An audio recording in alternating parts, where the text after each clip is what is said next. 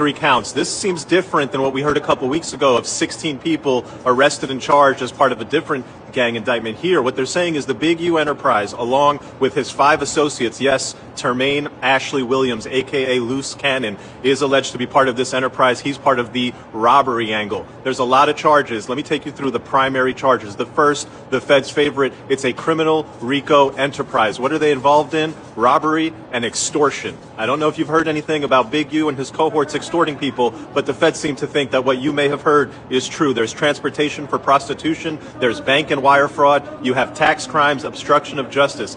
Now, there's a number of different schemes that they're saying the Big U enterprise engaged in. One of them, you've probably heard of it, is the check-in extortion scheme. You're an out-of-town celebrity or a gang member and you want to come to LA, well, you better get permission from Henley, according to the Feds, because a failure to check in will result in robberies, assaults, or worse. They reference that the Check-In podcast, I haven't seen it, I don't know if you've seen it, please direct me to the Check-In podcast, was used to legitimize this practice. The other charge, the murder of a rapper in Las Vegas. R.W., the rapper, was with Unique Music and allegedly murdered by Henley after perceived disrespect.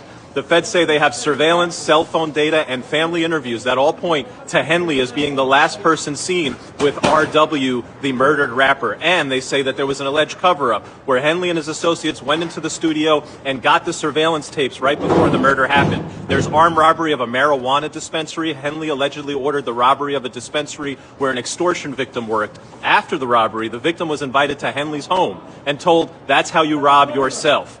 There's allegations of ongoing robberies and threats by LUCE Cannon. They say they allege that Williams continued violent behavior, including a recent pistol whipping that was caught on video. Then there's extortion of business owners. Victims were extorted for thousands per month with threats of violence or robbery if they did not comply. There's a human trafficking and a sex trafficking allegation where Henley paid people to transport women across state lines for prostitution. The Feds say they've intercepted communications showing explicit instructions and references to sex work. There's fraud and embezzlement. They're saying that Henley used his nonprofit called Developing Options to fraudulently obtain grants. I think they're talking about PPP fraud or other COVID-19 related loans. There was the EIDL loan.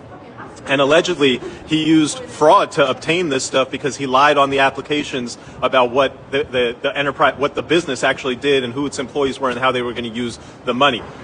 Then a nice little ending is, hey, after we announced the charges against him, he went online using somebody else's Instagram account. He got rid of his phones, stopped using them, and then went on somebody else's Instagram account and said, yo, my co-defendants, don't talk to them. They're losers. They're doing wrong.